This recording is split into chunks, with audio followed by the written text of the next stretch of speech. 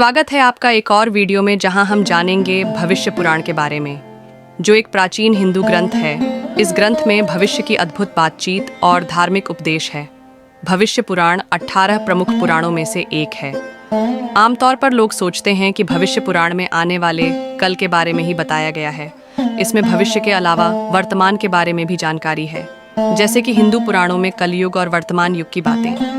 भविष्य पुराण के अनुसार इसके श्लोकों की संख्या 5 लाख के लगभग होनी चाहिए, परंतु वर्तमान में कुल 14,000 श्लोक ही उपलब्ध हैं। भविष्य पुराण का कहना है कि जो भविष्यवाणियां इसमें दी गई हैं, वे सभी हकीकत में हुई है। पहली भविष्यवाणी के अनुसार एक समय आएगा जब सारी सृष्टि दुश्मन होता और पाप से भरी हो जाएगी। इस संकट के समय में भगवान विष्णु कल की अवतार के रूप में अपना अवतरण करेंगे। भविष्य पुराण में ईसा मसीह के जन्म, उनकी हिमालय यात्रा और तत्कालीन सम्राट शालिवाहन से मिलन का विवरण भी मिलता है। इन महत्वपूर्ण घटनाओं को आधुनिक रिसर्च ने भी प्रमाणित किया है। भविष्य पुराण के प्रति सर्ग पर्व की खंड 3 के अध्याय 2 के श्लोकों में एक अद्भुत घटना का वर्णन है, जिसमें ईसा मसीह की लंबी तपस्या और उनके उत्तराखंड में निवास की कहानी है। इस समय उत्तरी भारत में शालिवाहन का शासन था। इस पुराण में द्वापर कलयुग के राजाओं और उनकी भाषाओं के साथ साथ विक्रम बेताल की कथाओं का विवरण है।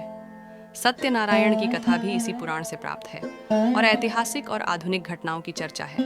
भविष्य पुराण में नंदवंश मौर्य, वंश शंकरा, आचार्य हर्षवर्धन परमार, तैमूर बाबर हुमायूं, अकबर औरंगजेब, पृथ्वीराज चौहान और छत्रपति महाराज जैसे प्रमुख राजा योद्धाओं का विवरण है। सन 1857 में जब इंग्लैंड की महारानी विक्टोरिया ने भारत की श्रेणी बनने का निर्णय लिया, इस समय भारतीय भाषाएं, विशेषकर संस्कृत के प्रसार से उनके गायब होने की भविष्यवाणी भी इस ग्रंथ में स्पष्टता से की गई थी। भविष्य पुराण में इसका भी उल्लेख है।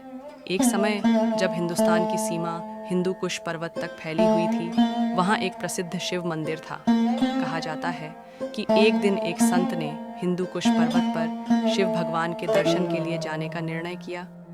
वहां पहुंचकर वह भगवान शिव से मिले और भगवान शिव ने बताया कि सभी यहां से लौट जाएं, क्योंकि इस स्थान पर प्रलय की शुरुआत जल्दी होने वाली है। किसी को भी यहां नहीं आना चाहिए। थोड़े दिनों में प्रलय यहीं से होगी। कहा जाता है कि इसके पश्चात खलीफा हों के आक्रमण ने अफगान और हिंदू कुश पर्वतमाला के पास रहने वाले 15 लाख हिंदुओं को मौत के घाट उतारा। इसी कारण यहाँ के पर्वत श्रृंग को हिंदू कुश नाम मिला, जिसका अर्थ है हिंदुओं के वध करने की जगह। हालांकि कुछ संत विचार करते हैं कि जब भगवान किसी स्थान से नाराज होते हैं तो वहां प्राकृतिक प्रलय घटित होती है। आज हिंदू कुश पर्वत और इसके आसपास के क्षेत्र भूकंप के केंद्र बने हुए हैं। भविष्य पुराण में उल्लेख है कि जो कोई भी इस विश्व में आतंक बढ़ाएगा, धर्म के नाम पर दुष्प्रचार करेगा, लोगों को पीड़ित करेगा, उन्हें सताएगा और उन्हें मारेगा, वह एक दिन मृत्यु को प्राप्त होगा। भविष्य पुराण में कहा गया है कि कल युग में एक समय आएगा जब कल की अवतार संभल गांव में जन्म लेंगे। यह गांव उत्तर प्रदेश और उड़ीसा में भी है और भारत के कई अन्य गांवों का भी नाम संभल है। भविष्य पुराण में यह भी बताया गया है कि कल युग में लोगों के दिल में छल होगा और वे अपने अपने लोगों के लिए भी दुष्प्रचार बन जाएंगे।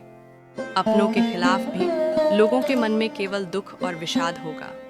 दूसरों का अधिकार छीनने की आदत लोगों को हो जाएगी और सारे देश में लूट का बड़ा प्रचार होगा। कलयुग में सभी को अपनी अपनी बातों में अहंकार होगा और वे खुद को दूसरों से बेहतर समझेंगे। महंगाई के कारण टकराव बढ़ जाएगा और इससे मानव जीवन का अंत होगा। भविष्य पुराण में कहा गया है कि कलयुग में पैसा सबसे सर्वश्रेष्ठ होगा। लोग इतने पैसे के भूखे होंगे कि वे इसके लिए अपनों की जान तक खतरे में डाल देंगे। जब नारद जी ने कलयुग के बारे में ब्रह्मा जी से पूछा था, तो ब्रह्मा जी ने उत्तर दिया, भयंकर कलयुग के समय में मनुष्य का आचरण दुष्ट हो जाएगा और योगी भी दुष्ट चरित्र वाले होंगे। समाज में आपसी विरोध बढ़ेगा, ब्राह्मण दुष्कर्म करेंगे, खासकर राजाओं में अच्छा आचरण नहीं रहेगा। साधुओं को भी दुख अनुभव होगा और वे अपने धर्म को छोड़कर दूसरे धर्म का आश्रय लेंगे। देवताओं का देवत्व भी नष्ट हो जाएगा और उनका आशीर्वाद भी नहीं रहेगा।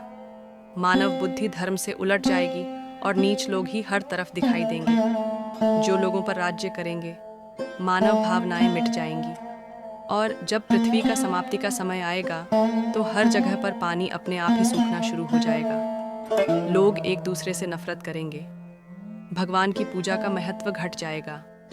मानव के लिए पैसा ही सब कुछ होगा, जिसके लिए वह किसी के हुक्म पर नाचना शुरू कर देगा। गरीब लोगों को कीड़े मकोड़ों की तरह समझा जाएगा।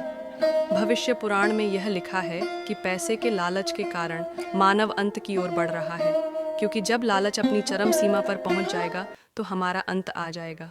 यह बात भविष्य पुराण, ब्रह्म पुराण और विष्णु पुराण में भी लिखित है, जिसमें यह कहा गया है कि कलयुग के 5000 साल बीत जाने के बाद गंगा नदी उल्टी बहकर वापस बैकुंठ लौट जाएगी और कलयुग के 10,000 साल बीत जाने के बाद सभी देवी देवताओं पृथ्वी को छोड़कर यहाँ से चले जाएंगे। जैसे ही कलयुग का अंत आने वाला होगा, तब धरती पूरी तरह से बंजर होना शुरू हो जाएगी। हर तरफ केवल सूखा ही सूखा नजर और लोग भूख से मरना आरंभ हो जाएंगे।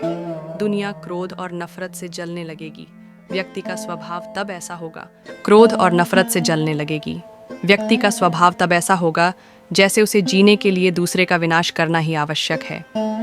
यह वही समय है जब भगवान विष्णु के अवतार कल्कि को लोगों के सामने आना पड़ेगा और एक बार फिर से इस पृथ्वी का उद्धार होगा। लेकिन उससे पहले भयंकर विनाश भी होगा। अच्छी लगी हो तो चैनल को ज़रूर से सब्सक्राइब करें। मिलते हैं अगली वीडियो।